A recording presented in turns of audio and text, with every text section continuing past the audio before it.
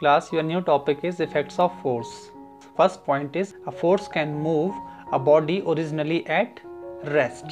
What is the meaning of that, class? If this is your body, it is in rest. How I generate the motion in this body? For that we have to apply a force. So when we apply the force, it changes its position. So a force can move a body originally at rest. It means to move a body from originally at rest, we need force. Your second topic is a force can stop a moving body. This pen is moving, so how I stop this? By applying force. By applying force, I can stop it. Clear? Number third point is a force can make a moving body to move faster. The speed of bicycle increases when we apply force on pedaling. When more force is applied on a pedal by the cyclist, then cycle is moving fast. To apply force on pedal, your speed will increase. Fourth point is a force can slow down a moving body. It means, class, if a body is moving, then if you make a force opposite to that body, then it will slow down.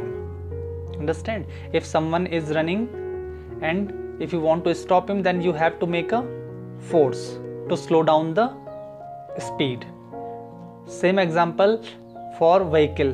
When you apply a brake, then at that time that brake work opposing to the motion of a body. Then at that time it slow down. So applying brake is the best example of slow down the moving body because it works against the moving body.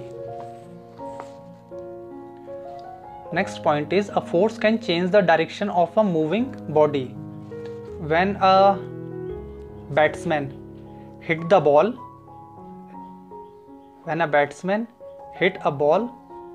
to a boundary line, at that time this is the direction of the ball. Batsman hit the ball, its direction is totally changed.